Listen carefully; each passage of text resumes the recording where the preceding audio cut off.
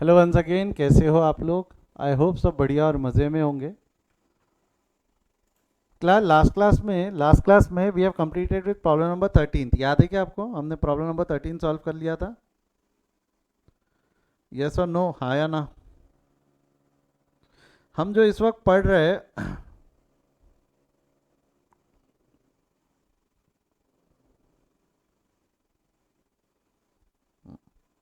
हम जो इस वक्त पढ़ रहे हैं, we are learning inter company transaction. We are learning inter company transactions, जहाँ पे हमको इंटर कंपनी ट्रांजैक्शंस को एलिमिनेट करना होता था। जिसमें हमारा एग्जांपल के तौर पे हमने डेटर्स देखा। इसके डेटर्स है तो अगले वाले के क्रेडिटर्स है। बिल रिसीवेबल, एक के बिल रिसीवेबल है तो अगले वाले के बिल्स पेएबल है। आपस में रिसीवेबल, आपस में पेएबल है, उसको एलिमिनेट करते थे। सेम गोज फॉर लोन, एक ने दिया है तो एक ने लिया है, तो ultimately it is payable to one and another person. एक से लेके दूसरे को देना है। तो आपको नहीं लगता after consolidation they are same? After consolidation they are same. तो रिसीवेबल पेएबल को एलिमिनेट करने के लिए हम दोनों जगह से माइनस करते थे। रिसीवेबल पेएबल को एलिमिनेट करने के लिए हम दोनों जगह से माइनस करते थे, हाँ या ना? यस और नो? ये हमने अब तक के देखा। स्टॉक के अंदर में भी इंटर कंपनी ट्रांजैक्शन पॉसिबल होता है। स्टॉक के अंदर में भी इंटर कंपनी ट्रांजैक्शन पॉसिबल होता है। कैसे, क्या मैं बताता हूँ। कैसे, क्या मैं समझाता हूँ। क्या मैंने लास्ट क्लास में थोड़ा बहुत समझाया था, क्योंकि इसमें स्टॉक प्रॉफिट एडजस्टमेंट का नाम है स्टॉक प्रॉफिट। तो स्टॉक का प्रॉफिट एडजस्ट करना होता है। और प्रॉफिट कहाँ होता है तो मैंने बताया भी था कि एच लिमिटेड का प्रॉफिट, यहाँ देखिए बगैर बताओ, एच लिमिटेड के प्रॉफिट हमारे कौन से नोट में जाते हैं? एच लिमिटेड के प्रॉफिट हमारे कौन से स्टेप्स में जाते हैं? एच यानी हमारे, यानी होल्डिंग के प्रॉफिट कौन से स्टेप में होते हैं बेटा? होल्डिंग के प्रॉफिट कौन से स्टेप में होते हैं? जवाब दो फटाफट, चार्ट में लिखो फटाफट। होल्डिंग के प्रॉफिट प्राइवेट चार्ट में लिखो, प्राइवेट चार्ट में लिखो। होल्डिंग के प्रॉफिट कौन से स्टेप में होते हैं? Step number 5। और सब्सिडरी के प्रॉफिट्स कौन से स्टेप्स में होते हैं? सब्सिडरी के प्रॉफिट कौन से स्टेप में होते हैं? सब्सिडरी के प्रॉफिट कौन से स्टेप में होते हैं? Step number 2। 4 में कहाँ रे? 4 में तो माइनॉरिटी इंटरेस्ट है ना। 4 में तो माइनॉरिटी इंटरेस्ट है ना रे नलायक। सब्सिडरी के प्रॉफिट स्टेप नंबर 2 में होते हैं, ये ध्यान रखना है। ये बहुत काम आने वाला है जब हम स्टॉक एडजस्टमेंट्स करेंगे तब। क्योंकि प्रॉफिट एडजस्ट करना है तो किसका प्रॉफिट कहाँ है वो समझना जरूरी है। जैसा मैंने एक एग्जांपल भी लिया था। मान लो एच ने खरीदा है। किसने खरीदा है? एच ने खरीदा है तो एस ने बेचा है। एच ने खरीदा है तो एस ने बेचा है ना। एस का सेल है ना। यस और नो, हाँ या ना में जवाब दो। तो प्रॉफिट किसका होगा? जिसने खरीदा है, जिसने बेचा। प्रॉफिट किसका होता है? जिसने खरीदा है, जिसने बेचा। जिसने बेचा। तो जिसने बेचा उसके प्रॉफिट में एडजस्ट करना है। जिसने बेचा उसके प्रॉफिट में एडजस्ट करना है। सेम गोज फॉर, अगर यहाँ पे एच बेच रहा है और एस खरीद रहा है तो एच के प्रॉफिट में एडजस्ट करना है। That is step number 5। That is step number 5। जिसमें अगर H is the seller, easy होती है चीजें, चीजें आसान होती है, क्योंकि यहाँ प्री और पोस्ट का ब्रेकअप नहीं होता ना। अगर एच सेलर है, क्या बोल रहा हूँ, अगर एच सेलर है तो चीजें आसान होती है, क्योंकि प्री एंड पोस्ट का ब्रेकअप नहीं होता। बट अगर एस सेलर है, एस ने अगर माल बेचा है, तो थोड़ा सा प्री और पोस्ट में दिमाग लगाना पड़ सकता है कि कौन सा माल प्री का है, कौन सा माल पोस्ट का है। मोस्टली क्वेश्चन में दिया रहता है। मोस्टली क्वेश्चन में दिया रहता है। नहीं दिया रहा है तो एक अजम्पशन लेना पड़ता है। क्या मैं बताऊंगा आज? नहीं दिया रहा तो मैं एक अजम्पशन लेना पड़ेगा। क्या अजम्पशन रहेगा वो अभी हम देखेंगे। वो अभी हम देखेंगे। क्लियर है यहाँ तक? बोलो हाँ या ना। ये समझा है क्या? थम्स अप दे दो फटाफट। यहाँ तक समझा है क्या कि हम इंटर कंपनी ट्रांजैक्शंस में इतना हमको पढ़ना है? और बच्चे ना 80% बच्चे ना यहाँ स्टॉक एडजस्टमेंट में वजह से ये चैप्टर से नफरत करने लगते हैं कि ये क्या हो रहा है। क्योंकि पहली बात तो उनको प्री पोस्ट मुश्किल से समझ में आया हुआ होता है। फिर अब वो प्री पोस्ट में जाके आप स्टॉक का भी एडजस्टमेंट करना चालू करो ना तो तितर बितर हो जाते हैं। हमारे साथ ये नहीं होना चाहिए, क्योंकि हमने प्री और पोस्ट को बहुत अच्छे से वाइफिकेट करके समझाया कि भाई कितना प्री होता है, कितना पोस्ट होता है। तो स्टॉक एडजस्टमेंट को लेके हमें प्रॉब्लम शायद ही फेस करना पड़े, ऐसा मुझे लगता है। बट यू नेवर नो, वो यू नेवर नो। कभी भी हमारे साथ कुछ भी कैसा भी हो सकता है। तो शुरू करें। Shall I start? Ready ready, shall I start? चलो, प्रॉब्लम नंबर 14 पे आ जाओ। प्रॉब्लम नंबर 14 पे आ जाओ। क्या है, मैं अलग से एग्जाम्पल लेके समझा, उससे बेटर है कि हम प्रॉब्लम ही सॉल्व करते हैं। सॉल्व करें। एग्जाम का क्वेश्चन है, again this is your past examination का क्वेश्चन। जब रिटर्न बेस्ड पेपर हुआ करता था तब का क्वेश्चन है। दिखाओ क्या? दिसंबर 2000, 15 मार्क। माई बाप नहीं है। कितनी एडजस्टमेंट है? कितनी सी एडजस्टमेंट? इतनी सी एडजस्टमेंट के 15 मार्क दे रहा हो। 15 मार्क क्या लगता है? एमसीक्यू आसान था कि ये डिस्क्रिप्टिव आसान था? फिर है ना, सोच के देखो। चलो जान दो, कोई नहीं। क्या दिया हुआ है बेटा, मेरे साथ पढ़ना। On 1 October 2009, on 1 October 2009 Pudda company, क्या बोल रहा है, Pudda company acquired 12,000 equity shares in Bansali company. तो क्या अपन ने लिख देना, ये होल्डिंग हो गया, ये सब्सिडरी हो गया। तो पोद्दार कंपनी ने अक्वायर किया है बंसाली में कितना, पोद्दार कंपनी ने अक्वायर किया है बंसाली के अंदर में कितने शेयर्स, 12,000। बंसाली के कितने शेयर्स है, 10 रुपए के हिसाब से 20,000 शेयर्स है। 12,000 डिवाइडेड बाय 20,000 करो कितना होता है, 12,000 डिवाइडेड बाय 20,000 इंटू 100 कितना आएगा, 12,000 divided by 20,000 into 100, 12,000 divided by 20,000 into 100, 70.5 आता है कि 70 आता है,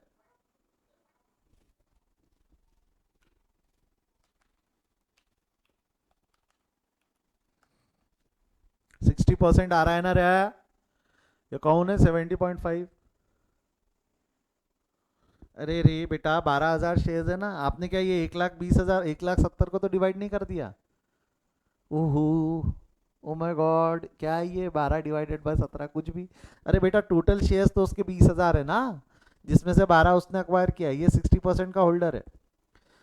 at the face value of, जिसकी प्राइस 1,70,000 है, आई अग्री, टोटल प्राइस 1,70,000 है, अरे भाई 1,20,000 का इन्वेस्टमेंट उसने 1,70,000 में खरीदा ना, 50,000 रुपये ज़्यादा पे किए, व्हाट दैट, समझा है तो थम्स अप दो। यानी अगर आप देखोगे तो इन्वेस्टमेंट में अगर कुछ और नहीं होंगी तो इन्वेस्टमेंट 1,70,000 होंगी, बट इन्वेस्टमेंट यहाँ पे 2 लाख की दिख रही है, तो 2 लाख की दिख रही है मतलब क्या है, 1,70,000 की जो है वो सब्सिडरी में है, और जो 30,000 की वो अदर में हो गई ना, जो 30,000 की वो अदर में हो गई, यस और नो, समझे क्या रे, ब्रेकअप 2 लाख का ब्रेकअप समझे क्या। Next, the balance sheet of two companies are given, दिया भाई equity and liability, general reserve देखो यहाँ पे कितने प्यार से जनरल रिजर्व 1 अप्रैल का ही है बोल रहे, चेंज नहीं हुआ, प्रॉफिट एंड लॉस 1 अप्रैल का है, तो आपको नहीं लगता ये दोनों प्री है, ये दोनों पक्का प्री है। ड्यूरिंग द ईयर निकालना है क्या हमको, ड्यूरिंग द ईयर 45,000 दिया हुआ है, तो ड्यूरिंग द ईयर पूरा का पूरा पोस्ट होगा क्या, पूरा का पूरा पोस्ट होगा कि डिवाइड करना पड़ेगा, 45,000 पूरा का पूरा पोस्ट होगा कि कुछ प्री और कुछ पोस्ट, 1 अक्टूबर है ना, 1 अक्टूबर तक के प्री और 1 अक्टूबर के बाद का पोस्ट वो करना पड़ेगा, ठीक है। तो डिस्क्रिप्शन में देने की जगह उन्होंने यहाँ दे दिया, ट्रेड पेएबल, बिल पेएबल वगैरह कहानी है। Out of debtors and bill receivable 50 and 60 respectively represent those due from Bansali limited. एकदम इजी है, किसका रिसीवेबल किसका पेएबल टेंशन मत पालो, दोनों जगह से, एक जगह से ट्रेड पेएबल ट्रेड रिसीवेबल दोनों minus, bill receivable bill payable minus, clear है ना। ये डेटर्स हो गए 50,000 के और ये बिल्स रिसीवेबल बिल्स पेएबल हो गए 16,000 के, ये इजी रहता हमारे लिए। अल्टीमेटली इसमें जो इंपॉर्टेंट है, the stock in hand of Bansali limited, the stock in hand of Bansali limited, ये हमारे लिए इंपॉर्टेंट है। The stock in hand of Bansali limited include goods purchase from Poddar. मेरे को सिंपल एक चीज बताओ, who is the seller, the stock in hand of Bansali limited include goods purchased from Poddar, who is the seller, seller कौन है, सवाल खुद से हर बार यही पूछना, हु इज द सेलर। आपको नहीं लगता seller is Poddar, and Poddar is holding company और सब्सिडरी कंपनी। पोद्दार कौन सी कंपनी है, होल्डिंग और subsidiary, Poddar is holding company, Poddar is holding company. तो इसका मतलब जो स्टॉक है, ये जो 20,000 का स्टॉक है, देखो the stock in hand of Bansali limited includes goods purchased from Poddar Limited 20,000 which includes a profit charged by latter company at 25% on cost। तो आपको नहीं लगता ये जो 20,000 का जो माल है, इसके अंदर में 25% ऑफ कॉस्ट का 25% ऑफ कॉस्ट का प्रॉफिट है, 25% ऑफ कॉस्ट का प्रॉफिट है, बोलो हाँ या ना। तो 25% ऑफ कॉस्ट का प्रॉफिट एडजस्ट करना है, 25%। अच्छा कहाँ एडजस्ट करना है, एक तो स्टॉक में से माइनस हो जाएगा, 25% स्टॉक में से माइनस हो जाएगा। दूसरा इफेक्ट कहाँ जाएगा, किसके प्रॉफिट में डालू, किसके प्रॉफिट में डालू, एच यानी पोद्दार के यानी स्टेप 5 में ना, ये क्यों किया जाता है, एक मिनट समझो, ये क्यों किया जाता है, एक मिनट समझो, समझो होता क्यों है। ये एडजस्टमेंट क्यों कर रहे हैं ना, तो आपको लॉजिक जल्दी समझ में आएगा, करना क्यों है, ऐसा क्यों करना है। दिस इज होल्डिंग कंपनी,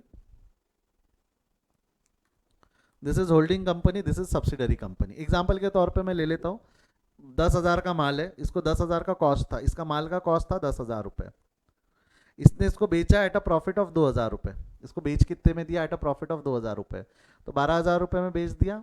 आपको नहीं लगता इसके स्टॉक में 12,000 रुपये दिख रहे, किसके स्टॉक में दिख रहे, एच लिमिटेड के, और एच लिमिटेड के बुक्स में प्रॉफिट दिख रहा है 2,000 रुपये का, एच लिमिटेड के बुक में प्रॉफिट दिख रहा है 2,000 रुपये का। जब हम इन दोनों स्टेटमेंट को साथ में लाएंगे, बैलेंस शीट बनाएंगे, तो यहाँ पे स्टॉक दिखेगा एच लिमिटेड के बुक्स में 12,000 का, और यहाँ पे प्रॉफिट दिखेगा एच लिमिटेड का 12,000 का। इसमें 12,000 में 2,000 रुपये का प्रॉफिट भी है, राधा 12 का नहीं, प्रॉफिट 2,000 का ही दिखेगा, बराबर है।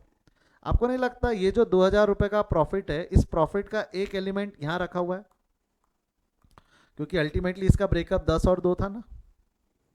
आपको नहीं लगता ये प्रॉफिट का एक एलिमेंट जो है वो यहीं रखा हुआ है। तो क्या ये प्रॉफिट अभी तक हमने कमाया कि नहीं कमाया, क्या लगता है ये प्रॉफिट हमने कमाया कि नहीं कमाया।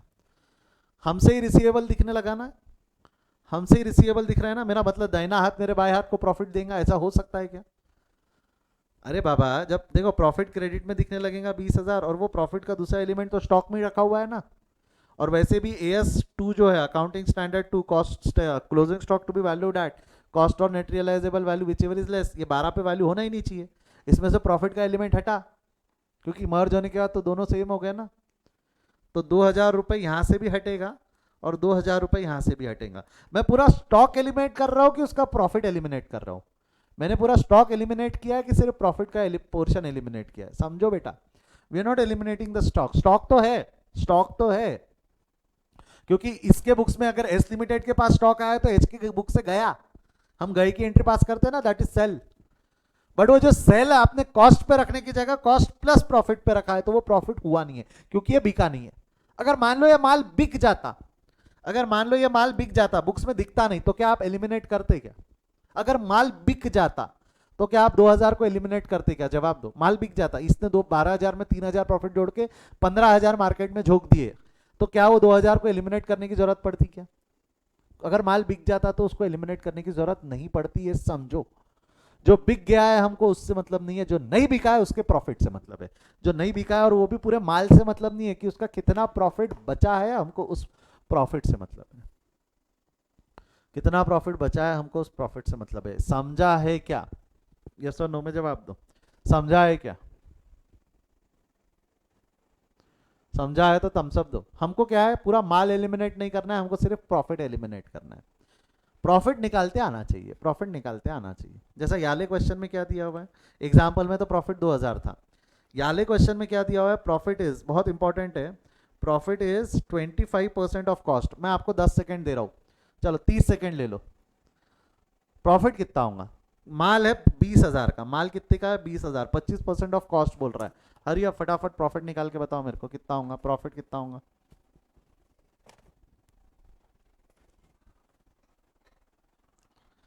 तीस सेकेंड है बेटा, जल्दी, प्रॉफिट कितना होगा।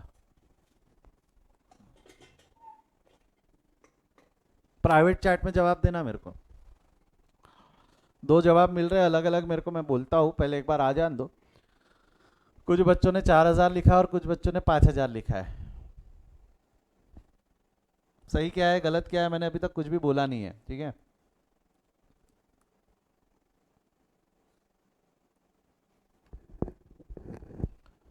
चलो बात करें इस पे, चर्चा करें थोड़ा सा। देखो प्रॉफिट कैसा निकाला आपने, 20,000 का 25%, निकालो कितना होता है 20,000 का 25%, 5,000 होता है शायद।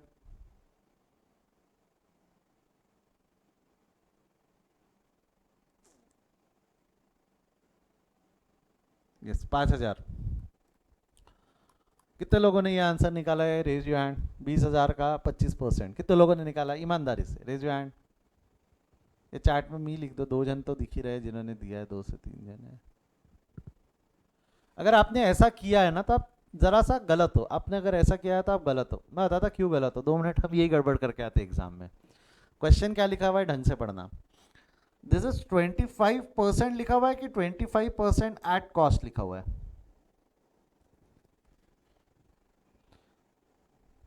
25% लिखा हुआ है कि 25% एट कॉस्ट है? बोलो. That's not 25%, that's 25% of cost. 25% of cost. And what do you think? ये जो है ये कॉस्ट प्राइस है कि सेलिंग प्राइस है? जो 20,000 है उसमें इंक्लूडिंग प्रॉफिट है ना? ये आपको नहीं लगता इंक्लूडिंग प्रॉफिट है तो ये कॉस्ट प्लस प्रॉफिट है? दैट्स सेलिंग प्राइस, जिसको आप दूसरे टर्म में कॉस्ट प्लस प्रॉफिट बोल सकते हो. तो इसमें प्रॉफिट इंक्लूडेड है. अगर मैं इंक्लूडेड वाले प्रॉफिट का परसेंटेज निकालूंगा तो it will be 25% of cost कि 25% of cost plus profit. Selling price का 25% हो गया ना. ये जो है ये कैलकुलेशन कॉस्ट का 25% है कि सेलिंग प्राइस का 25% है? ये कॉस्ट का 25% नहीं हुआ, ये सेलिंग प्राइस का 25% हुआ. जिनकी गलती हुई गलती समझी क्या? जिनकी गलती हुई गलती समझी क्या? आप डायरेक्ट इसका परसेंट निकाल सकते हो क्या? डायरेक्ट नहीं निकाल सकते क्योंकि वो सेलिंग प्राइस है. सेलिंग प्राइस का परसेंटेज नहीं दिया, क्वेश्चन में बोला है 25% एट कॉस्ट. 25% एट कॉस्ट, तो आपको कॉस्ट निकाल के उसका 25% लेना पड़ेगा. हाँ हाँ, आ गए आपको कुछ बच्चों के जवाब आने शुरू हो गए. यस, यू आर करेक्ट मनन, अभिनव, आप सही हो, आप सही होना शुरू हो गए आप. तो सर निकालू कैसे? अगला सवाल आएगा निकालू कैसे. देखो इसका आसान तरीका बता रहा हूँ जो मुझे आसान लगता है. आपको अगर थोड़ा डिफिकल्ट लगेगा तो और भी तरीके मैं बताऊंगा, बट पहले हम आसान तरीका जो मुझे लगता है. Assume cost as 100. Assume cost as 100. बेटा जिसका परसेंटेज दिया रहा ना उसको 100 मान लेना. जैसा यहाँ पे परसेंटेज ऑफ कॉस्ट दिया हुआ है ना, आगे परसेंटेज ऑफ सेलिंग प्राइस वाला भी क्वेश्चन आ सकता है. तो अगर परसेंटेज ऑफ कॉस्ट दिया हुआ है ना तो कॉस्ट को 100 मान लेना. अगर कॉस्ट 100 है तो प्रॉफिट कितना हो जाएगा? प्रॉफिट 25% के हिसाब से 25 ना. अच्छा, कॉस्ट में प्रॉफिट, सेलिंग प्राइस जानना है अगर मेरे को तो कॉस्ट में प्रॉफिट जोड़ू या घटाऊ? सेलिंग प्राइस जानना है तो कॉस्ट में प्रॉफिट जोड़ू या हटाऊ? जोड़ेंगे, ये कितना हो जाएगा? 125. अब आपको सेलिंग प्राइस दी हुई है 20,000, यानी 20,000 दिया हुआ है सेलिंग प्राइस, तो फिर 25 के लिए कितना क्या हो जाएगा equation? 20,000 into 25 divided by 125. 20,000 into 25 divided by 125, हाँ या ना?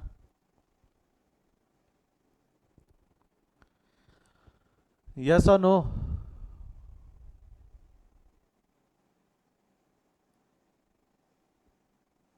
कितना होगा वो? 4,000.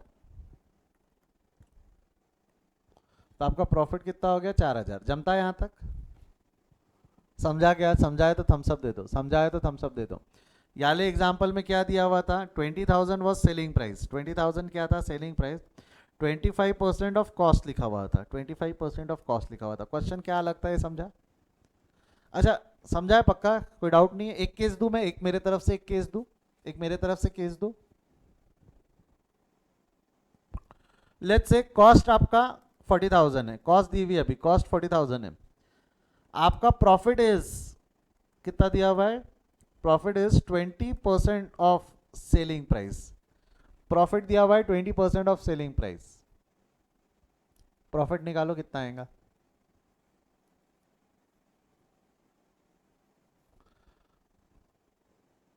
$8,000 है ना.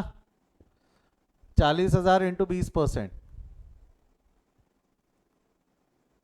ये गलत है.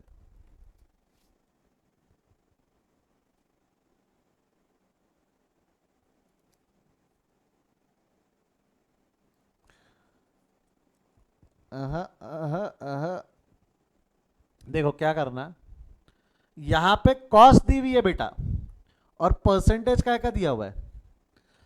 तो क्या मैं डायरेक्ट 40,000 इंटू 20% कर दूंगा तो सही हो जाऊंगा क्या? बेटा कॉस्ट में आप सेलिंग प्राइस का परसेंटेज मल्टीप्लाई नहीं कर सकते ना. कॉस्ट में सेलिंग प्राइस का परसेंटेज आप मल्टीप्लाई नहीं कर सकते ना. समझा क्या?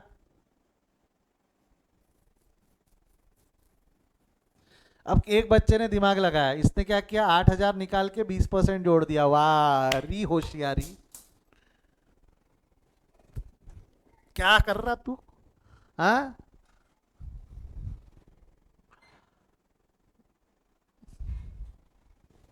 अरे बेटा आपको तरीका बताया ना बाजू में, चीज फॉर्मूला. परसेंटेज किसका दिया है? बोल रहे परसेंटेज किसका दिया है? परसेंटेज किसका है? अरे बोल। परसेंटेज सेलिंग प्राइस का है ना, सेलिंग प्राइस को क्या मान लेना 100, सेलिंग प्राइस को क्या मान लेना 100, तो प्रॉफिट कितना होगा 20 रुपया, प्रॉफिट होगा 20 रुपया। अब मेरे को कॉस्ट पता करनी है, 3 एलिमेंट होते हैं, सेलिंग प्राइस, प्रॉफिट और तीसरा कॉस्ट, ये 3 ही होंगे। वहां पे भी देख लो, पहला कॉस्ट, दूसरा प्रॉफिट, तो तीसरा हमने सेलिंग प्राइस लिया। तो कॉस्ट कितनी होंगी, अगर ये 100 है तो कॉस्ट कितनी होंगी, बोल बेटा। 80 रुपए का कॉस्ट हो जाएगा माइनस करके। 80 के लिए कॉस्ट पता है ना तेरे को 40,000, तो 20 के लिए कितना, 20 के लिए कितना, कैसा 40,000 इंटू 20 डिवाइडेड बाय 80, कितना आ रहा है। एक भी जन ने जवाब नहीं दे पाया था, एक भी जन ने जवाब नहीं दे पाया था। क्या 3955 वगैरह 5333 6666 क्या जवाब दे रहे थे, तो आई डोंट नो। अरे 10,000 है, कितना है, 10,000 है आंसर। जिसका परसेंटेज, बेटा मैं वापस बोल रहा हूँ, जिसका परसेंटेज उसको 100 मान लेना, अगर नहीं दिया रहा तो। अगर मान ले, अगर ऐसा क्वेश्चन रहा तो, अगर ऐसा क्वेश्चन रहा तो होशियारी करना पड़ेगा। क्या सेलिंग प्राइस दी हुई है, समझ ले 1,00,000 रुपए, और प्रॉफिट दिया हुआ है तेरा 25% ऑफ सेलिंग प्राइस, तब क्या करोगे, तब ये सब करने की जरूरत है क्या, क्रॉस मल्टीप्लीकेशन करके बताओ। चलो इसका आंसर बताओ कितना आएगा। 25% है, ये 25% है, 20 नहीं, दिस इज 25%, 25% है ये, ठीक है। आपको नहीं लगता यहाँ डायरेक्ट कर सकते आप 1,00,000 इंटू 25%, क्योंकि ये भी सेलिंग प्राइस है और ये भी सेलिंग प्राइस है, सेलिंग प्राइस चलता ना। अब यहाँ सेलिंग कॉस्ट और सेलिंग प्राइस नहीं चलता। या एक और है, एक और है, कॉस्ट दी हुई है आपकी मान लो 80,000, और प्रॉफिट दे रखा है आपका 10% ऑफ कॉस्ट, तो क्या डायरेक्ट कर सकते ना 80,000 इंटू 10%, यहाँ डायरेक्ट कर सकते ना, ये सही है ना। कॉस्ट कॉस्ट चलता, कॉस्ट कॉस्ट चलता, सेलिंग प्राइस चलता, वो अलग रहा तो क्रॉस मल्टीप्लीकेशन, वो अलग रहा तो कॉस्ट, क्योंकि यहाँ पे देखो ना कॉस्ट और परसेंटेज ऑफ सेलिंग प्राइस था, यहाँ पर भी क्या था, सेलिंग प्राइस और परसेंटेज ऑफ कॉस्ट, अलग अलग थे ना वो। समझा क्या रे बेटा, समझा क्या, हाँ या ना बोल, फटाफट बोल। और दो तीन क्वेश्चन हो गए रे, खैरात बट रही, और दो तीन क्वेश्चन। समझ गया ना, कंसेप्ट समझ गया ना। अभी हम करेंगे ना सॉल्व, अभी हम कंसेप्ट सॉल्व करेंगे ही ना। 4 अलग अलग पॉसिबिलिटी हो सकती है। कॉस्ट दिया है, कॉस्ट का परसेंटेज, सेलिंग प्राइस दिया है, सेलिंग प्राइस का परसेंट, ये situation number 1, situation number 2, situation number 3 cost दिया हुआ है और सेलिंग प्राइस का परसेंटेज, और सिचुएशन नंबर 4 सेलिंग प्राइस दिया है, कॉस्ट का परसेंटेज। ये 4 सिचुएशन हो सकती है, सिर्फ ये गिन के 4 सिचुएशन हो सकती है। यानी गिवन एग्जांपल में देखो सिचुएशन क्या दी हुई है, सेलिंग प्राइस दी हुई है और कॉस्ट का परसेंटेज है। तो यहाँ एक बार वापस सॉल्व करें इसको। परसेंटेज जिसका दिया हुआ उसको 100 मानना, तो यहाँ 100 मानेंगे हम कॉस्ट को, परसेंटेज ऑफ कॉस्ट है ना, परसेंटेज जिसका दिया हुआ है, जिसका सेंट उसका 100, तो प्रॉफिट कितना हो जाएगा, प्रॉफिट हो जाएगा 25, तो सेलिंग प्राइस कितनी हो जाएंगी 125, सेलिंग प्राइस कितनी हो जाएंगी 125, हाँ या ना। 125 के लिए 20,000 है, तो 25 के लिए कितना कर रहे बेटा, क्रॉस मल्टीप्लीकेशन कितना हो जाएगा, 20,000 इंटू 25 डिवाइडेड बाई 125 बराबर है क्या, 20,000 इंटू 25 डिवाइडेड बाई 125 बराबर है 4,000 आ रहा है आंसर। विश्वसनीय सूत्रों से मुझे पता चल रहा है कि जवाब 4,000 आ रहा है, सही है क्या। 4,000 is the answer, 4,000 is the answer, हाँ या ना, यस और नो।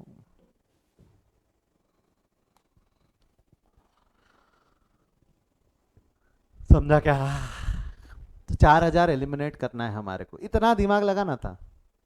और ये दिमाग क्या है, घर से पढ़ के ही गए होंगे ना आप लोग, जैसा मैं पढ़ा के जा रहा हूँ बाकी बच्चे भी पढ़ के ही गए होंगे एग्जाम पे। कितने मार्क का क्वेश्चन था ये, कितने मार्क का क्वेश्चन था। तो इंटर कंपनी में आप क्या एलिमिनेट करोगे, 20,000 एलिमिनेट करोगे कि 4,000 एलिमिनेट करोगे, 20,000 का एलिमिनेशन होगा कि 4,000 का एलिमिनेशन होगा? 4,000। ये 4,000 का एलिमिनेशन, वो 50,000 और वो 16,000 का एलिमिनेशन, खत्म। प्री पोस्ट का कैलकुलेशन वो तो बचपन से करते आ रहे हम। इतने करने के 15 मार्क मिलने वाले थे, इतने करने के 15 मिनट के ऊपर लगता नहीं है क्वेश्चन सॉल्व करने को। मैक्सिमम साइड में बोल रहा फॉर्मेट वॉर्मेट बना के लाइन वाइन स्केल पेंसिल से खींच के।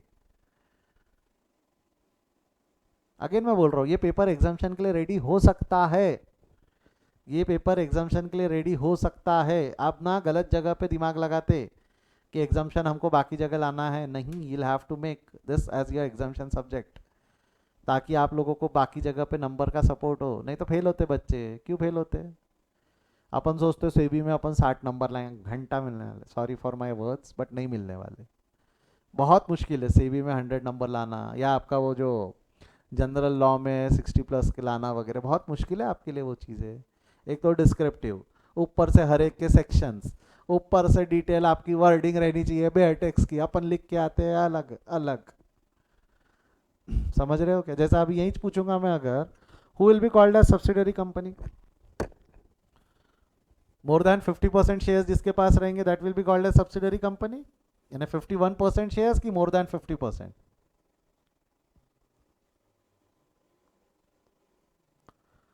मोर देन 50, जितने लोगों ने मोर देन 50% लिखे आप सब गलत हो। Actually it is more than half the share capital है, it is more than half the share capital. 50% company law में कहीं नहीं लिखा हुआ है, 50% कंपनी लॉ में कहीं नहीं लिखा हुआ है। क्या लिखा हुआ है? मोर than half the person, half the shares in the company लिखा हुआ। आप क्या लिख के आओगे? मोर देन 50। मोर देन तो याद है क्योंकि सर ने चिक चिक के पढ़ा है, बट 50% नहीं है, मोर than half the share capital wording है। मिलेंगे नंबर इस पे, लॉ में मिलेंगे नंबर मोर देन 50% पे। और वो छोड़ दो, सिर्फ ये एक ही सब्सिडरी कंपनी की दूसरा भी एक क्राइटेरिया से वो सब्सिडरी हो सकती है। दूसरा क्राइटेरिया भी एक सब्सिडरी बनने के लिए, क्या है दूसरा क्राइटेरिया? मैंने लॉ के हिसाब से कभी पढ़ाया नहीं आपको, मैंने लॉ के हिसाब से कभी पढ़ाया नहीं है, इसलिए मैं बहुत डिटेल में गया नहीं। Control over board of directors, दूसरा क्राइटेरिया क्या है? Control over board of directors. हम ना सिर्फ 50% लिख के आ जाएंगे। अब चेकर के पॉइंट ऑफ व्यू से पहले तो 50% ही गलत है, वो मोर देन हाफ होना चाहिए था। दूसरा, आपने मोर देन बोर्ड, बोर्ड के ऊपर के कंट्रोल का पॉइंट नहीं लिखा। देगा क्या वो कंपनी लॉ में नंबर? देगा क्या वो कंपनी लॉ में नंबर? बोलो तो मिलेंगे क्या नंबर? नहीं मिलते। वहाँ वहाँ ऐसी जगहों पे नंबर कटते। आता सब है, लिखना नहीं आता, बस ऐसी गड़बड़ करके आते हम। आता भी नहीं, वैसे भूल जाते एग्जाम में।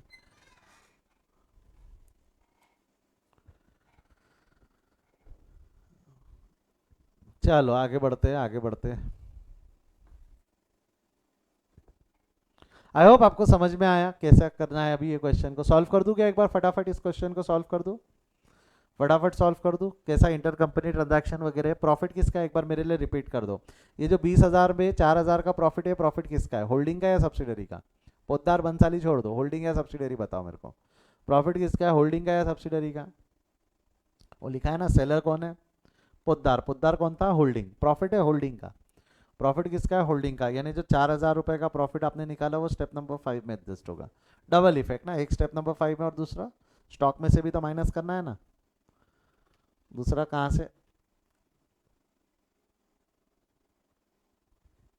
दूसरा स्टॉक में से भी तो माइनस करना है ना। सिर्फ प्रॉफिट प्रॉफिट से माइनस करेंगे कि स्टॉक से भी माइनस होगा? स्टॉक से भी माइनस होगा। तो 4,000 रुपये दो जगह से माइनस करने रहेंगे। इजी क्वेश्चन था, अननेसेसरी डिफिकल्ट मत बना देना, इजी क्वेश्चन था। मैं शुरू कर रहा हूँ पोस्टिंग, ध्यान दो। सबसे पहला मैंने बताया ना, इजी जाता है एसेट साइड से शुरू करो, बच्चे थोड़ा कंफर्टेबल रहते हैं एसेट साइड से, तो एसेट साइड से पोस्टिंग शुरू करो। जैसा कि ये है हमारा लाइबिलिटी साइड है, एसेट साइड है, नीचे में हम सारी वर्किंग नोट देंगे। एसेट साइड से शुरू कर रहे हैं हम। एसेट साइड में बोल पहला आइटम क्या है? Fix assets tangible land and building है 4 lakh 1 lakh. Land and building लिख दो, land and building 4 lakh Bansali और पोद्दार 4 लाख 1 लाख। क्लियर है यहाँ तक?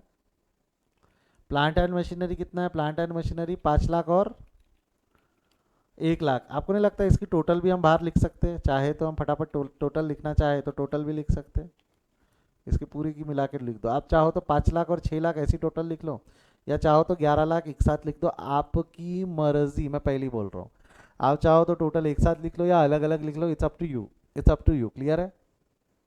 हाँ या ना? यस और नो? बढ़ू आगे यहां से।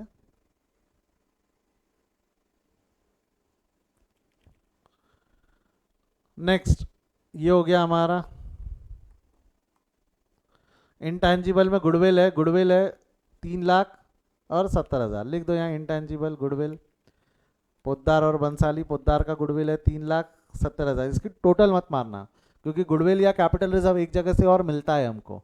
गुडविल और कैपिटल रिजर्व जो भी रहेगा वो यहाँ एडजस्ट होगा, इसकी टोटल मत मारना, ठीक है। उसके बाद में हो गया non current assets, non current investments. मेरा था नॉन करंट इन्वेस्टमेंट में बंसाली के तो जीरो है, तो बंसाली के लिख दूं क्या? बंसाली के जीरो। पोद्दार के भी है जो 2 लाख है। आपको नहीं लगता अदर्स के तो 30 है और होल्डिंग कंपनी के 170 है? तो ये जो स्टेप नंबर 3 बनता है, स्टेप नंबर 3 में इन्वेस्टमेंट इन बंसाली लिमिटेड 1,70,000 यहाँ लिखेंगे, बट ये तो टोटल 2 लाख थे ना। 2 लाख में से 1,70,000 स्टेप नंबर 3 में चला गया, पूरा थोड़ी जाएगा 2 लाख, बचा हुआ 30,000 कहाँ जाएगा?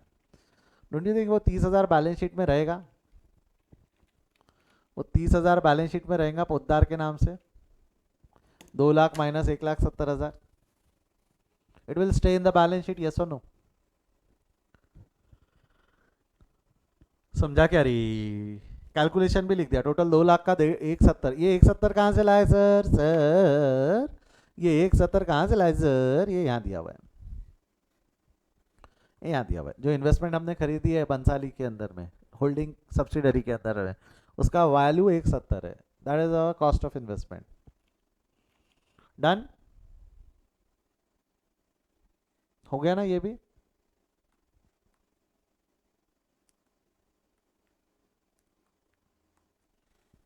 बढ़ो आगे। इन्वेंट्री हिडन, इसमें एडजस्टमेंट है इंटर कंपनी की, लिख दो। पोद्दार बंसाली 40,500। ट्रेड रिसीवेबल 3 और 1,34। एक लाइन छोड़ के लिखना क्योंकि उसमें हिडन एडजस्टमेंट है ना, एक एक लाइन छोड़ देना, ठीक है। उसके बाद में क्या हो गया? कैश एंड कैश इक्विवेलेंट, ये ऐसा कैसा लिख दो, cash and cash equivalent, cash bank cash. ये हो गया पोद्दार बंसाली बिंसाली, टोटल बिटल मार लेना, ठीक है। कैश एंड कैश इक्विवेलेंट पूरी एक साथ, ये पूरा चारों चीज़ें हमने लिख डाली, ठीक है। बिल रिसीवेबल, बिल रिसीवेबल क्या हो जाएंगे आपके? बिल रिसीवेबल भी इनर कॉलम में, इसके नीचे लाइन छोड़ना पड़ेगा ना। बिल रिसीवेबल एक इंटर कंपनी ट्रांजैक्शन था ना, क्वेश्चन पढ़े थे जो हमने। हो गया एसेट साइड खत्म, एसेट साइड खत्म। इंटर कंपनी है, इंटर कंपनी है, इसमें इंटर कंपनी है, एसेट साइड खत्म। लाइबिलिटी साइड शुरू करो। लाइबिलिटी साइड में हमार शेयर कैपिटल है 10 लाख, हमार शेयर कैपिटल आ जाएगा। Equity and liability, share holders fund, हमार शेयर कैपिटल कितना आ जाएगा रे बेटा? हमार share capital 10 lakh, that is equity shares of ₹10 etch, जैसा उसने लिखा है। जनरल रिजर्व, चलो रिजर्व्स, रिजर्व्स मेरे को एक चीज़ बताओ, होल्डिंग कंपनी के तो जनरल रिजर्व वैसे के वैसे लिख दो। होल्डिंग कंपनी के जनरल रिजर्व पोद्दार के, बंसाली के निकालने पड़ेंगे। पोद्दार के तो लिख सकते हो ना आप, 4,20,000। बंसाली के निकाल के लाने पड़ेंगे, तो अभी बंसाली के पता नहीं। बंसाली के हमको कहाँ से पता चलते? जवाब दो। बंसाली के हमको कहाँ से पता चलते? जवाब दो।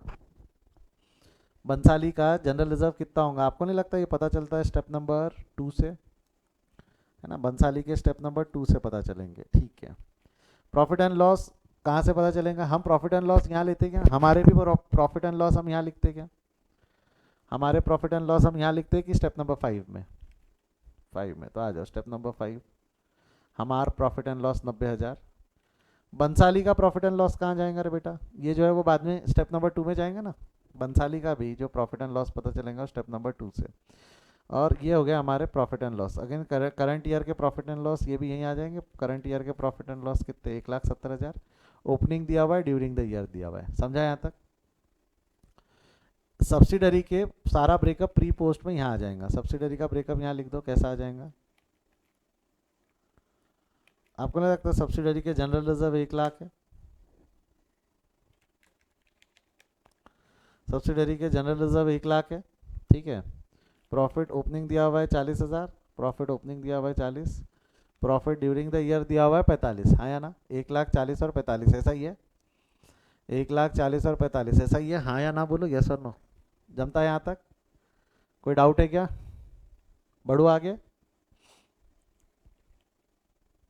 हो गया, ये पोस्टिंग हो गया। ये वाली पोस्ट कर दो लाइबिलिटी साइड में, फटाफट फटाफट फटाफट फटाफट। नॉन करंट लाइबिलिटीज़ में वो छोड़ दो अभी के लिए, ठीक है। करंट लाइबिलिटीज़ में क्या क्या है? ट्रेड पेएबल है पोद्दार बंसाली, पोद्दार के है आपके 2,40,000 और बंसाली के 92, एक लाइन छोड़ देना। बिल्स पेएबल लिख दो, बिल्स पेएबल अदर में, उसने अदर में लिखा है इसलिए मैं अदर में लिख रहा हूँ, ठीक है। पोद्दार के 80, बंसाली के है 60, पोद्दार के 80, बंसाली के है 60, इसके नीचे भी एक लाइन छोड़ देना। बैलेंस शीट की पोस्टिंग समझिए तो थम्स अप दे दो, बैलेंस शीट की पोस्टिंग समझिए तो थम्स अप दे दो। If you are guys well versed with the balance sheet का पोस्टिंग, थम्स अप दे दो। कोई डाउट है तो पूछ लो। बढ़ो आगे। आफ्टर बैलेंस शीट पोस्टिंग, बढ़ो आगे। बैलेंस शीट की पोस्टिंग के बाद क्या करेंगे? एडजस्टमेंट पोस्ट करो। Out of debtors and bill receivable of Poddar limited 50,000 and 16,000 respectively represent those due from Bansali. Inter company है ना, तो 50,000 के बिल रिसीवेबल है और 16,000 के 50,000 के डेटर्स है, 16,000 के बिल रिसीवेबल है। तो आपको नहीं लगता 50,000 के डेटर्स वो डिडक्ट हो जाएंगे यहाँ से? इंटर कंपनी के नाम से 50,000, 50,000 के डेटर्स और 50,000 के क्रेडिटर्स, ऐसा ही होगा ना? 50,000 के डेटर्स और 50,000 के क्रेडिटर्स, ऐसा ही होगा।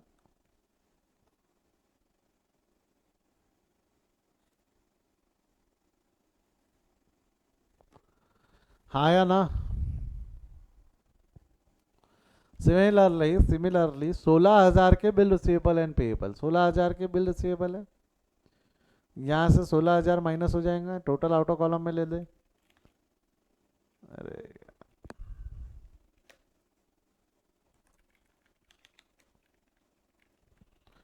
16,000 यहाँ से, 16,000 यहाँ से, जमेगा क्या?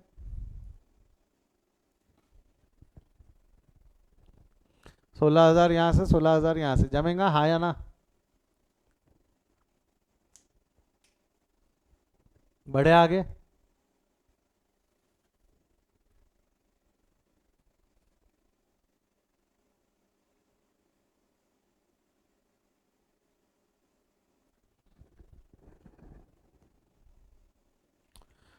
नेक्स्ट, यहाँ तक अगर हमने कर लिया, ये दोनों इंटर कंपनी हो गई, तो स्टॉक की इंटर कंपनी में पूरा समझा चुका हूँ, स्टॉक का इंटर कंपनी कैलकुलेशन में समझा चुका हूँ। Are you aware with that ना कि दोबारा कैलकुलेशन समझाना पड़ेगा? कैलकुलेशन मैंने पहले इसलिए समझाया कि बाद में जब हम पोस्टिंग करें तो सिर्फ एडजस्ट करें। आप चाहो तो यहाँ लिख सकते हो step number 6, step number 6, calculation of stock profit. Calculation of stock profit, stock profit of किसका है? ये प्रॉफिट ऑफ एच लिमिटेड, यहाँ लिख देना। प्रॉफिट किसका है? ये एच लिमिटेड का प्रॉफिट है। कैसे निकालेंगे? वो वर्किंग नोट बनाया ना हमने, कॉस्ट को 100 मान लेना, तो प्रॉफिट कितना हो जाएगा? परसेंटेज ऑफ कॉस्ट दिया हुआ है तो कॉस्ट को 100, प्रॉफिट 25% के हिसाब से। सेलिंग प्राइस कितना हो जाएगा? 125। सेलिंग प्राइस 125, 125 के लिए है 20,000, तो 25 के लिए कितना? क्रॉस मल्टीप्लीकेशन कितना आएगा? ये 20,000 इंटू 25 डिवाइडेड बाई 125 करो। 20,000 इंटू 25 डिवाइडेड बाई 125 कितना आ रहा है? ये 4,000। तो ये 4,000 का स्टॉक प्रॉफिट है। अब ज़रा ध्यान देना, एलिमिनेट करना है हमको, स्टॉक से भी एलिमिनेट करना है और प्रॉफिट से भी। तो ये स्टॉक है ना, ये प्रॉफिट है पोद्दार का, बट माल किसके पास रखा हुआ है? माल किसके पास रखा हुआ है? माल तो बंसाली के है ना। ये जो 40,500 है इसमें से इंटर कंपनी माइनस कर देना 40,000, 40,000 माइनस करोगे तो वो आ गया। माल बंसाली के पास है, बंसाली के इससे माइनस किया। अब सर कहाँ से कर रहा है, कैसे? सम दोनों एक ही जगह है? हाँ दोनों एक ही जगह है। आपने माइनस पर बंसाली के इससे किया है, और उसका दूसरा इफेक्ट आ जाएगा ओन प्रॉफिट में, यहाँ से ओन, क्योंकि ये होल्डिंग का प्रॉफिट है। प्रॉफिट किसका? यह होल्डिंग का, समझा क्या? अरे हाँ या ना? Yes no? समझा है तो थम्स अप दे दो।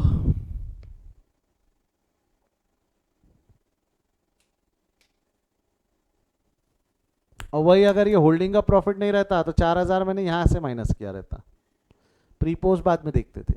होल्डिंग का नहीं रहता तो वहाँ से माइनस करते थे, खत्म, इतना ही फर्क पड़ता है। अब ज़रा ध्यान देना, एक बार आपके अब सारा पोस्टिंग हो गया, एडजस्टमेंट हो गया, आप क्या करेंगे? पोस्टिंग हो गया, एडजस्टमेंट हो गया, आप क्या करेंगे? बैलेंसिंग ना।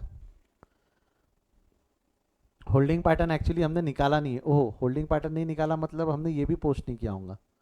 ये 2 लाख पोस्ट नहीं किए होंगे, पक्का नहीं पोस्ट किए होंगे 2 लाख, क्योंकि अगर ये पोस्ट करना रहता तो हमने होल्डिंग पैटर्न निकाल दिया रहता। निकाल लो होल्डिंग पैटर्न कितना आएगा। पोद्दार लिमिटेड और माइनॉरिटी इंटरेस्ट कैसा निकाला आपने, ये पहले भी निकाल चुका था मैं ऊपर में। 12,000 divided by 20,000, 12,000 divided by 20,000 into 100, 12,000 divided by 20,000 into 100 कितना होने वाला है 60%। 12,000 divided by into 100 60%, 12,000 divided by 20,000 into 100 60%। वो 60 हो गया और माइनॉरिटी इंटरेस्ट हो गया 40%। माइनॉरिटी इंटरेस्ट कितना हो गया 40%, ठीक है।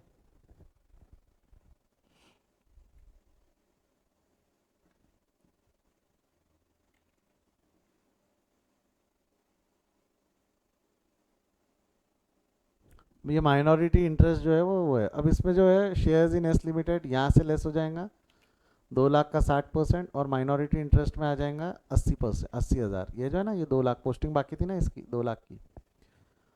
समझा ना क्या बोला, क्या छूटा था हमसे वो समझा क्या।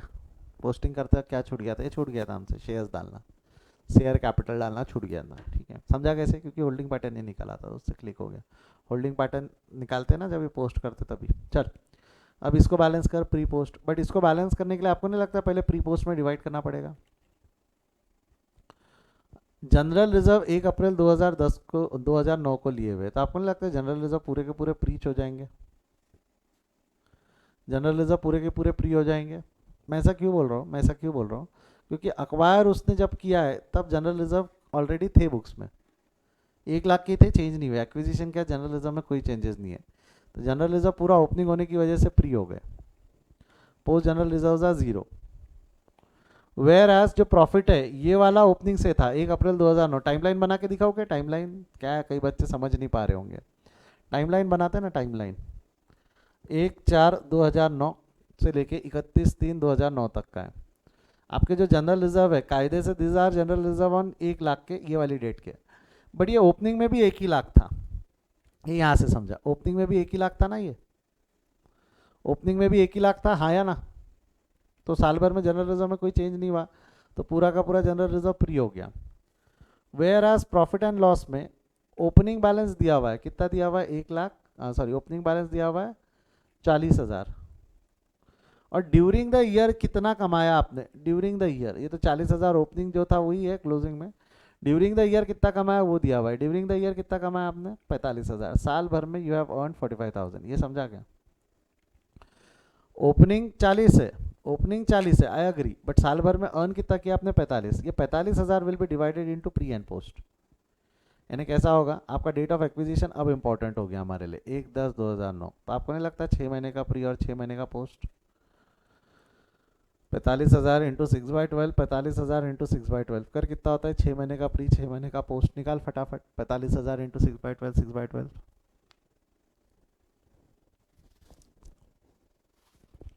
22,500, 22,500। तो ये हो गया प्री। अब ज़रा ध्यान देना, ये हो गया प्री, ये हो गया प्री, ये हो गया पोस्ट। समझा क्या रे, और टोटल प्री हो गया 40 प्लस 22,500 और पोस्ट हो गया 22,500। एक्सक्यूज मी, टोटल ये देख, ये 40,000 तो प्रीच है, ये जो 45,000 है इसका कैलकुलेशन आप चाहो ना यहाँ भी लिख सकते थे, पता है क्या। इतना वर्किंग नोट बनाने की जगह, टाइमलाइन बनाने की जगह, क्या मैं कैलकुलेशन वहाँ नहीं लिख सकता था क्या। 40,000 प्री है, 22,000 को पीरियड में डिवाइड करना है, कर सकते थे हम। जब जनरल रिजर्व क्रिएटेड नहीं रहा, जब जनरल रिजर्व क्रिएटेड नहीं रहा ना, तो कंपेरेटिवली क्वेश्चन थोड़ा ईजी हो जाता है। During the year general reserve created नहीं रहा तो क्वेश्चन थोड़ा सा ईजी हो जाता है। ऐसे भी क्रिएटेड रहा तो कोई बहुत टेंशन नहीं होती। प्री से ये क्रिएट किया, पोस्ट से क्रिएट किया, उतना ही दिमाग लगाना पड़ता है, बाकी ऐसी कोई टेंशन नहीं होती। समझा क्या, प्री पोस्ट में डिवीजन समझा, प्री पोस्ट में टोटल मार लो। जनरल रिजर्व तो 0 है, टोटल आ गया, इसको बांट दो, पोद्दार लिमिटेड और माइनॉरिटी इंटरेस्ट 60 और 40%, खत्म। इसकी टोटल हो जाएंगी 74, ये तो माइनॉरिटी में चला जाएगा, pre and post acquisition of Bansali limited.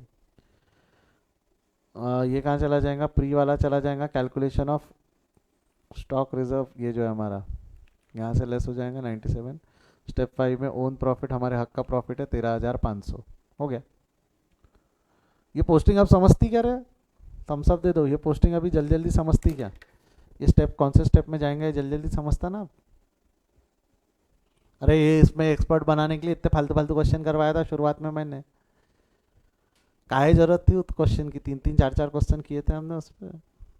ये ले कॉस्ट ऑफ कंट्रोल निकाल ले, 47,500 नेगेटिव आया। Don't you think this is your capital reserve? Capital reserve जाएगा रिजर्व एंड सरप्लस में, आप क्या बोलोगे sir, capital reserve will go to reserve and surplus, है ना? कैपिटल रिजर्व एंड सरप्लस में जाएगा, आंसर इज नो, क्योंकि आपके बुक्स में गुडविल अकाउंट है, पहले वो कैपिटल रिजर्व इस गुडविल में एडजस्ट होगा, लेस कैपिटल रिजर्व। इसको एक्सीडेंट पॉइंट मार्क कर लेना, इसको रिजर्व एंड सरप्लस में नहीं डालते।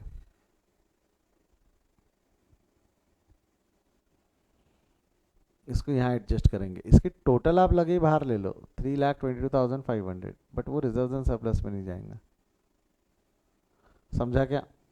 गुडविल में से लेस होगा, balance sheet deduct from goodwill. Minority interest निकाल लो, माइनॉरिटी इंटरेस्ट 1,54,000 बैलेंस शीट में आ जाएगा, माइनॉरिटी इंटरेस्ट 1,54,000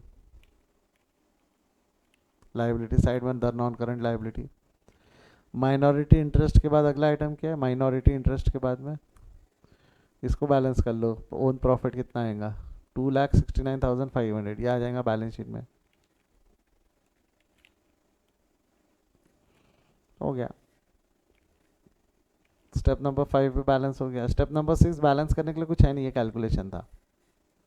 हम इस क्वेश्चन में वर्किंग नोट को स्टेप्स का नाम दिए हुए, ठीक है, वर्किंग नोट्स को क्या नाम दिए हुए हमने, स्टेप दे दिया वर्किंग नोट। इसको बैलेंस कर लो, टैली तो हो जाना चाहिए। 2,49,500, इसको भी बैलेंस कर लो, 2,49,500, दैट्स इट। जमा क्या, ओ जी जमा क्या, हाँ या ना में जवाब दो, यस और no.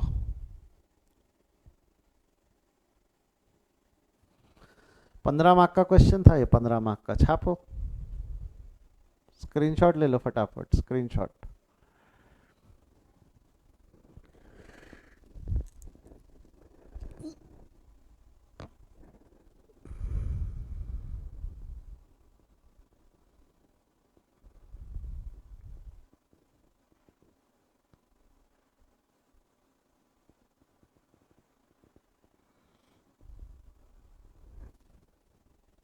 Second part,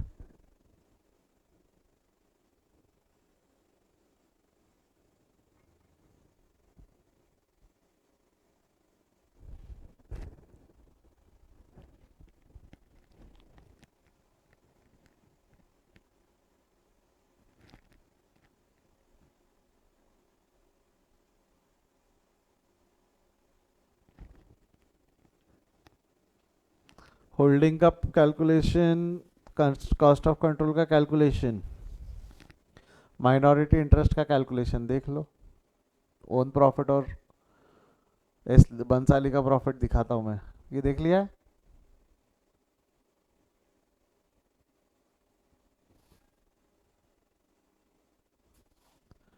step number 2 और स्टेप नंबर 5 देख लो, 4 भी है वैसे आपके सामने में।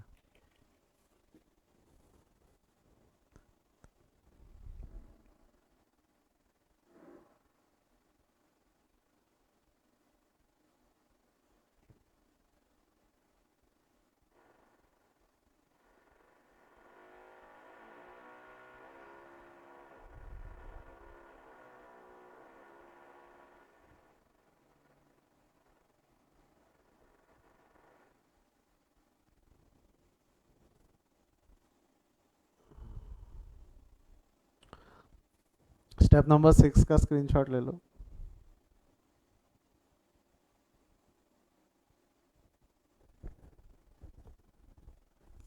करंट एसेट देखना चाहते हैं कुछ बच्चे? करंट एसेट्स देख लो, करंट एसेट्स।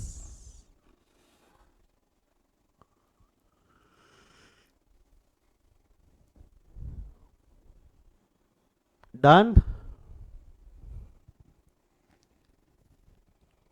यस और नो? एड ऑल्सो प्लान की मैं आपको क्वेश्चन नंबर बढ़ा दूं कि एक्सटेंड करूं थोड़ा हल्का सा आज? क्वेश्चन नंबर 15 सॉल्व करें? कर लेते ना। अभी हमने देखा, सर भारी हो गया, नहीं सर कल, चलो ठीक है। एक बार का ऊपर ऊपर से समझा देता हूँ, ऊपर ऊपर से समझा देता हूँ, ठीक है? सेम वैसा ही क्वेश्चन है, वैसा ही क्वेश्चन है, बस यहाँ पे ये वाला समझो है। ये देखो, ये सरप्लस वर्प्लस जो है ना, ये जो सरप्लस वगैरह, सरप्लस इन द प्रॉफिट, ये प्री पोस्ट के लिए दिया हुआ है। ये काय के लिए दिया हुआ है? प्री पोस्ट के डिवीजन के लिए, ठीक है? एच लिमिटेड अक्वायर्ड 80% शेयर्स, ये जो दिया हुआ है प्री पोस्ट और कॉस्ट ऑफ एक्विजिशन मेंशन वगैरह, ये इसके लिए दिया हुआ है। A sum of, यहाँ था, a sum of rupees 10,000 due from H for the goods sold at a profit of 25%। मेरे को बताओ माल किसने बेचा? A sum of rupees 10,000 due from H Limited for the goods sold at cost, 25% of cost is included in trade receivable of S Limited। S Limited के trade receivable में included है।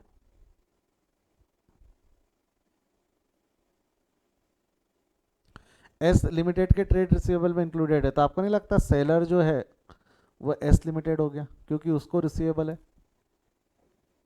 S ने बेचा है ना सर, हम पहले ही बोल दिए थे एस ने बेचा है, आपने खुद ने बोल दिया था एक क्वेश्चन एच का एक क्वेश्चन एस का, इसलिए हमने, अरे एस लिमिटेड ने बेचा है ना यहाँ पे। और half of the goods has been sold while the remaining was lying in the goods. तो झगड़ा किसका है, पूरे का या जो बच गया उसका? झगड़ा किसका है, पूरे का या जो बच गया उसका? 10,000 का माल था, 10,000 में से तो 5,000 का बच गया ना। झगड़ा किसका है? सिर्फ 5,000 का है। 5,000 का 25% ऑन कॉस्ट, तो 25% ऑन कॉस्ट डायरेक्ट निकालेंगे कि क्रॉस मल्टीप्लीकेशन? डायरेक्ट नहीं निकलेगा, क्रॉस मल्टीप्लीकेशन निकलेगा। आंसर निकाल लेना आराम से। और वो किसके प्रॉफिट में से माइनस करूँ, एस या एच के? एस या एच के, जवाब दो। वो एस के प्रॉफिट से माइनस होगा। फिर अगला सवाल होगा प्री में या पोस्ट में, तारीख क्या है उस ट्रांजैक्शन की। और वैसे भी मेजरली जो स्टॉक बचता है वो आखिरी आखिरी का बचता है, जो स्टॉक बचाऊंगा वो आखिरी आखिरी का बचाऊंगा। आखिरी आखिरी का पीरियड काय में आता है उस पर निर्भर करता है। अगर आखिरी आखिरी का पीरियड पोस्ट होगा तो पोस्ट में, आखिरी आखिरी का पीरियड प्री होगा तो प्री में।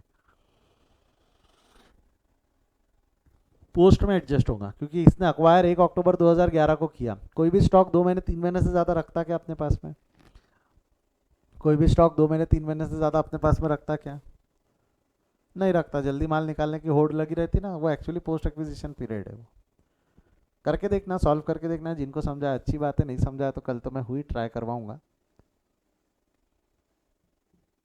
प्रॉब्लम नंबर 16 भी ट्राई करके देखना। 16 थोड़ा मुश्किल जाएगा क्योंकि वही है माइनॉरिटी, नहीं वो एस लिमिटेड का प्रॉफिट है, बट 17 आपसे हो जाना चाहिए ऐसा लगता है।